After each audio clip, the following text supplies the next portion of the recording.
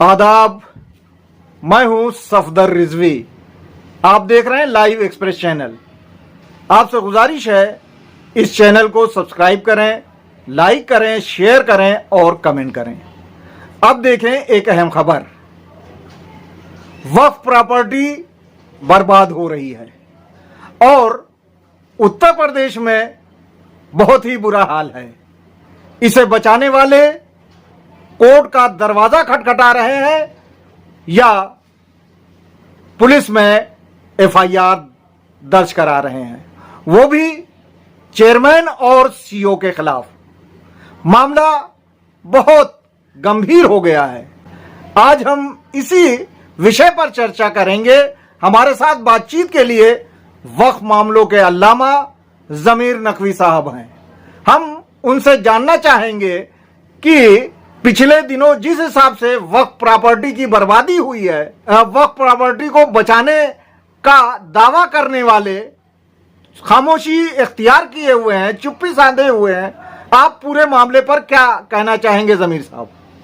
उत्तर प्रदेश की तारीख में वक्फ ट्रिब्यूनल ने किसी जिम्मेदार अधिकारी, chief executive officer Zeeshan Rizvi को 1 महीने की सिविल कारावास की सजा सुनाई है।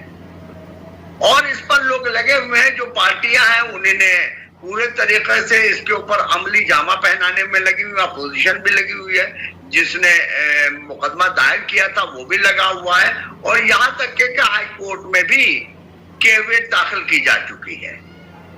वजह यह है कि अगर वक्फ ट्रिब्यूनल ने कोई आदेश दिया है तो सारे परीक्षणों के बाद सारे दोष और गुण को सामने रखते हुए पूरे तरीके से साफ बताते हुए उसने ये आदेश पारित किया है, जिनमें कहीं से भी कोई गुंजाइश नहीं है।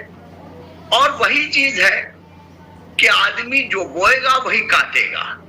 इन लोगों ने करप्शन की अति कर दी गई। ज़ीशान रिजवी वो इंसान है कि ये मुतवल्ली से स्वार्थ पूर्ति करके मुतवल्ली जिस अपोजिशन के खिलाफ, जिसके खिलाफ भी जो भी लिख के दे देता है, बिना किसी जांच के, बिना किसी तहकीकात के, ये आदमी उस रिपोर्ट को माननीय मुख्यमंत्री के ज्वाइंट सेक्रेटरी को भेज करके उनको भी बरगलाता है। यानी इससे साबित होता है कि ज़ीशान रिजवी आदतन करप्ट इंसान है। ये 1 लाख रुपए की रिश्वत लेने के इल्जाम में इसको भगाया गया था। आप अगर उम्मीद पोर्टल पर देखेंगे तो सैकड़ों की क्या हजारों की तादाद में वक्फ प्रॉपर्टियां रिजेक्ट हो रही हैं और वक्फ बोर्डों के कान में जू नहीं रह रही है। वो इसके लिए कोई अभियान नहीं चला रहे हैं। यानी वक्फ की बर्बादी में इनका पूरा हाथ है और इन्हीं बर्बादियों को लेकर लोगों ने अदालत का दरवाजा खटखटाया, पुलिस में कंप्लेन की है। जैसे कि आप अभी बात कर रहे थे अदालत के आदेश का। ये अदालत का आदेश इमामबाड़ा आका बाकर को लेके हुआ है। वहां पे मनमानी की गई। कोर्ट का आदेश था, उस आदेश की अवहेलना की गई, कंटेम्प्ट किया गया। अब ये अलग बात है कि ज़ीशान रिजवी हाई कोर्ट गए हैं ये बताने के लिए कि कोर्ट ने उनके साथ नाइंसाफी की है। तो कहने का मतलब ये कि जिस हिसाब से इन लोगों ने मनमानी शुरू की थी, चेयरमैन और उनके मेंबरों ने, साथ में क्या होता है उसको लागू करने की जिम्मेदारी चूंकि सरकारी अधिकारी है, सीईओ उसकी होती है, उस पर पूरी जिम्मेदारी होती है। लेकिन सीईओ ज़ीशान रिजवी ने तो आंख बंद कर ली थी। जब हम लोगों ने पहले कहा कि मीटिंग गलत हो रही है तो उन्होंने उस पर ध्यान नहीं दिया। जोगीपुरा के मामले में उन्होंने माना कि उन्होंने कोई लेटर जारी नहीं किया, उसके बाद भी लेन देन हुआ, जैसी की खबरें आ रही थी उस पर भी हम लोगों ने प्रकाश डाला। लेकिन ना तो उन्होंने कोई कार्रवाई अपने स्तर से की, ना पुलिस में उसकी कंप्लेन की, ना डीएम को उस संबंध में कुछ सचेत किया। तो इनकी मनमानियां इतनी ज्यादा बढ़ गई थी कि ऐसा लग रहा था, अब तो ये कह रहे थे कि अली जैदी जो चेयरमैन है उनका हाथ तो इनके सर पर है ही है, और मौलाना कल्बे जवाद की गोद में बैठ गए थे, जैसा मौलाना कल्बे जवाद कह रहे थे वो कर रहे थे। तो दोनों तरफ से समर्थन पाने के बाद इनकी जो मनमानियां थी उसको देखते हुए आका बाकर इमामबाड़े के मुतवल्ली ने अपनी कार्रवाई की और कोर्ट से दरखास्त की कि उन्हें इंसाफ मिलना चाहिए। उसके बाद जो कार्रवाई हुई है। अब आते हैं कि अली जैदी के खिलाफ भी आपको पता ही है कि एफआईआर दर्ज हो चुकी है मेरठ के मामले में, और वफ अक्षय मिर्जा के केस में उन पर 5,000 रुपए की पेनल्टी लग चुकी है। तो इन पूरे मामले पर आप क्या कहना चाहेंगे, उस पर आप अपनी प्रतिक्रिया दें। खुल करके करप्शन कर रहे थे, किसी का इनके ऊपर दबाव नहीं था। मौलाना से भी आप समझे, मौलाना दबाव बनाने की कोशिश करते थे तो मौलाना भी खामोश कर दिए जाते थे। अब वो पैसे से खामोश कर दिए जाते हो या रिश्तेदारियों की दुआइयों से खामोश किए जाते हो, मगर मौलाना को भी खामोश कर दिया। कभी भी मौलाना ने वसीम रिजवी के खिलाफ तो दर्जनों यानी बार कौम को रोड पर ले आए और एहतजाज किया, मगर अली जैदी और इनके करप्शन के खिलाफ एक बार भी मौलाना ने रोड पर नहीं आए मौलाना कौम को लेकर के, ना ही कोई एहतजाज बुलंद किया। सिर्फ जुमा मस्जिद में फर्जीफिकेशन किया, उन्होंने फर्जी तरीके से नाम लिए, फर्जी तरीके से हर काम किए, यानी दिखाने के दांत और देहाती के और खाने के दांत और थे। तो मौलाना ने खुद छूट दे रखी थी, तो इसमें आप क्या कहेंगे भाई? जब यानी जिस दीन का अगर रहबरी जो यहाँ अपने आप को रहबर बना कहता है, जो आप कायदे मिल्लत जो अपने को समझता है, जब वही चोर हो जाए, वही करप्शन करने लगे, तो अब आप किसके पास जाइएगा, किससे आप दुहाई दीजिएगा? जमीर साहब, जैसा कि आप एक लंबे अरसे से वक्फ मामलों को देख रहे हैं और आपने देखा है कि एक मामला नहीं है जिसमें इन्होंने अदालत की अवमानना की है। आप देखें, सैयद फैजी के मामले में 3 महीने के अंदर आदेश देना था, एक लंबा अरसा बीत गया, कोई आदेश नहीं दिया गया, वहां भी कंटेम्प्ट हो रहा है। मोहम्मद इब्राहिम के मामले में जो अलीगढ़ की संपत्ति बेची गई है, उस मामले में भी आप देखें कि कोर्ट इलाहाबाद हाई कोर्ट ने कोई आदेश किया था, उस आदेश पे आज तक कोई कंप्लाई नहीं किया, उस आदेश की भी अवहेलना हो रही है। इसके अलावा रामपुर का मामला जो वक्फ है उसके बारे में आप बहुत अच्छी तरह जानते हैं, वहां भी हुआ है। तो इन मामलों में क्या हुआ है और क्या होना चाहिए था, वो भी जरा बताएं, और ये बताएं कि इसके अलावा और भी कौन कौन से मामले आपके जहन में है जिसमें इन्होंने कोर्ट की अवहेलना की है। और सबसे बड़ी बात ये कि जो मेंबर हैं जैसे डॉक्टर नूरुल फातिमा, बेगम नूर बानो, एडवोकेट जरियाब, शबाहत हुसैन और सबसे बड़े नौटंकीबाज मौलाना रजा हुसैन, ये लोग तो मजे मारते हैं, क्या इनके खिलाफ भी कोई कार्रवाई होगी? देखिए, वक्फ मामलों में मौलाना ने कंटेम्प्ट ऑफ कोर्ट जो किया है, वो सबसे बड़ा जो मेरी नजर में है वो आलमनगर का है, वक्फ सज्जादिया का है, कि जिस सीलिंग जमीन पर यानी 2015 से और 2025 तक 24 तक यानी स्टे ऑर्डर था, उस जमीन को यानी सरकारी जमीन को इन्होंने वक्फ बना करके उस पर पैसे वसूले, उस पर लोगों के अनऑथराइज मकान बनवा दिए, पूरी कॉलोनी आबाद करा दी। कल यानी अगर उस पर बुलडोजर चलेगा और जो शियों के जो मोमिनीन के पैसे लगे हैं, मौलाना को 7 लाख देने के अलावा जो पैसे लगे हैं, उसका जिम्मेदार कौन होगा?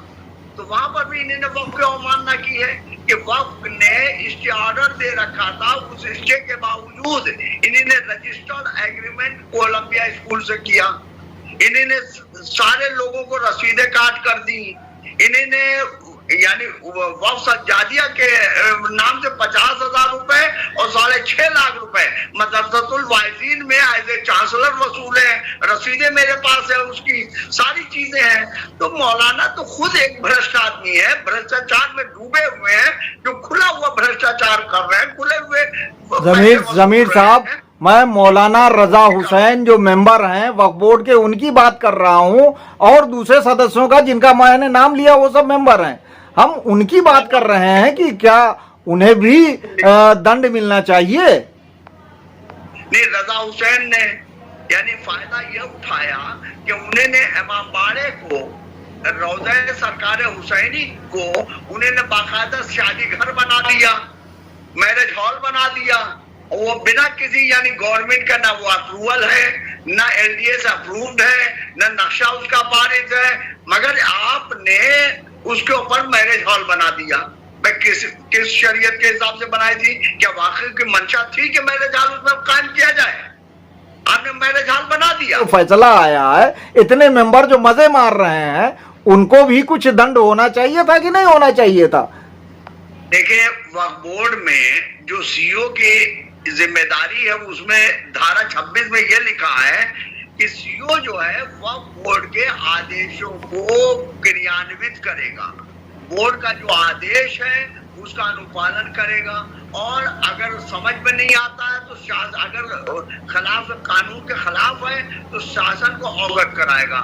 जो दिशा निर्देश ने नहीं किया, इसमें बोर्ड भी पूरी तरीके से दोषी है, यानी बोर्ड को भी, बोर्ड के लोगों को भी सजा होनी चाहिए थी 1 महीने कारावास की। देखिए, बोर्ड जो बनता है वो अध्यक्ष के साथ साथ सदस्य भी होते हैं। जब पूरा कोरम होता है तो वो बोर्ड कहलाता है।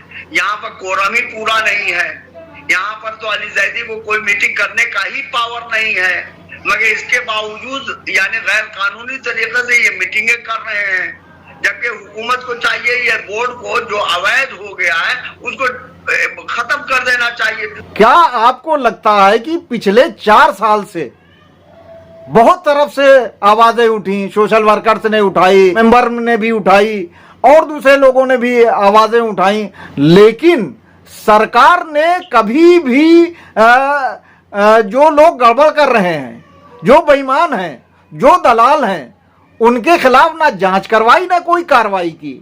तो ऐसे में आप योगी आदित्यनाथ जो बहुत ही साफ छवि के माने जाते हैं, उनके प्रति आपके दिमाग में क्या तस्वीर बनती है? आप क्या कहना चाहेंगे? सरकार जो है, जो अमेंडमेंट बिल लाई है, वो तो खुद वक्फ को खत्म करने के इच्छुक थी, मगर सरकार ने जब देखा कि खुद उसी के लोग, उसी कौम के लोग, चाहे शिया हो चाहे सुन्नी हो, वक्फ की प्रॉपर्टियों को बर्बाद करने पर आमादा हैं, तो सरकार ने भी इनको छूट दे दी कि ये तो सरकारी का काम किए दे रहे हैं, वक्फ को खत्म ये खुद ही किए दे रहे हैं, तो सरकार इसमें दोषी कैसे हो पाएगी? भाई सरकार ने तो कोशिश किया था भाई खत्म ही कर दो, मगर अब ये लोग जब खुद खत्म किए दे रहे हैं, 15,000 को मालूम 7,000 वक्फ दिखा रहे हैं, जो 7,000 है उसको 3,000 वक्फ दिखा रहे हैं। अब आप ये बताइए कि जब वक्फ की तादाद खुद ये खत्म कर रहे हैं, चाहे वक्फ अच्छे मिर्जा हो, चाहे कोई भी कोई भी हो, इन्हीं ने जब खुद खत्म करने के पर आमादा हो गए तो सरकार को मौका मिल गया है, सरकार ने इन्हीं को शायद दे दिया।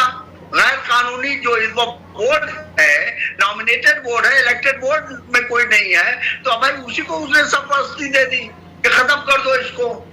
तो मसला तो बोर्ड, भाई सरकारी का काम ये लोग करने लगे हैं।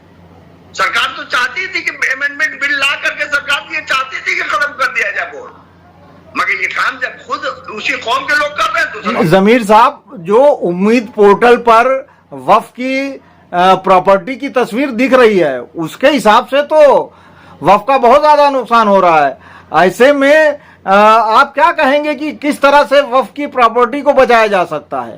उम्मीद पोर्टल को कवर करने की, पूरे तरीके से वक्फ को कवर करने की जिम्मेदारी वक्फ बोर्ड के चेयरमैन और सीईओ की थी, क्योंकि इनके पास सारे वक्फ बोर्ड के यानी पूरे हिसाब किताब है, वक्फ संपत्ति रजिस्टर है, इनके पास खसरा खतौनी सारी चीजें हैं। ये डीएम से भी रिपोर्ट ले सकते थे आसानी से और लेखपाल से भी मंगा सकते थे आसानी से। वक्फ बोर्ड ने अपनी जिम्मेदारियों को शूल करके उन जो जाहिल मुतवल्लियों पर डाल दिया जो बेच खोज करते, जिनके पास इल्मी लियाकत ही नहीं है। तो अब वो क्या करेंगे? तो इन्हीं ने तो इस सूरत से खत्म कर दिया, अपनी जिम्मेदारियों को यहाँ जीरो कर करके मुतवल्लियों पर डाल दिया। मुतवल्ली क्यों कराएगा भाई? मुतवल्ली कहाँ इतना पढ़ा लिखा है? मुतवल्ली के कहने से कौन सरकारी कर्मचारी या लेखपाल और या एसडीएम रिपोर्ट दे देगा? अरे ये जिम्मेदारी तो सीईओ की थी, ये जिम्मेदारी तो और लोगों की थी। यहाँ पे एक बिंदु और भी निकलता है, वो ये कि वो मुतवल्ली जो बेईमान है, जिसकी नीयत उस जायदाद पर हड़पने पे लगी हुई है, क्योंकि ऐसा भी आपने देखा है कि वफ अली जां खां की प्रॉपर्टी जिसके कुछ महल हैं और उस पर मौलाना कल्बे जवाद ने यहाँ तक कहा कि वो उनकी माँ को दहेज में मिला था, तो वो वफ प्रॉपर्टी वो क्यों दर्ज करवाएंगे? अब जब दर्ज नहीं होगी तो उनको चांस रहेगा, मौका मिल सकता है कि वो उसको जो दावा कर रहे हैं वो उनका दावा साबित भी हो जाए। तो ऐसे भी देश भर में जगह जगह लोग हैं जो जिनकी नीयतें खराब हैं और वक्फ प्रॉपर्टी पर नजर रखे हुए हैं। तो उनके बारे में क्या कहेंगे कि वो तो कभी वक्फ को रजिस्टर्ड नहीं करवाना चाहेंगे? ऐसे केसेस में क्या हो सकता है? देखिए, वफ अली जान खां में एक मकान है जो हुजूर नवाब मरहूम के पास था कभी, आजकल उनके लड़के के पास है, और उस मकान को कल्बे नकली और कल्बे जवाद मिलकर बेचने की तैयारी कर रहे हैं। अब इसको क्या कीजिएगा? इसको आप क्या कीजिएगा? आज उसको बेचने की तैयारी कर रहे हैं। तो करप्शन तो हर स्तर पर ये लोग कर रहे हैं, हर तरीके से। कुछ वक्फ बोर्ड बेच रहा है, वक्फ बोर्ड अली जैदी वगैरह हिस्सा ले रहे हैं, कुछ और लोगों ने हिस्सा लिया। अब मौलाना को जहां मिल रहा है, चाहे लीगल की प्रॉपर्टी हो, चाहे अली जान खां की प्रॉपर्टी हो, चाहे वक्फ सज्जादिया हो। जमीर साहब, चेयरमैन अली जैदी के खिलाफ मेरठ की प्रॉपर्टी को लेके जो एफआईआर हुई थी, उस पर आप क्या कहेंगे? नहीं, वो भी जाहिर सी बात है एफआईआर सही हुई है, उसमें भी चले, क्योंकि वो जो दूसरा लड़ने वाला है वो भी कल्बे जवाद का गुर्गा है। बिना कल्बे जवाद के, हिमायत के, बिना इनके मर्जी के वो एफआईआर नहीं हो सकती है, क्योंकि वो एफआईआर कराने वाला जो है वो बहादुर अब्बास है, जो वक्फ आप जानते हैं उसके मुतवल्ली है या सेक्रेटरी है।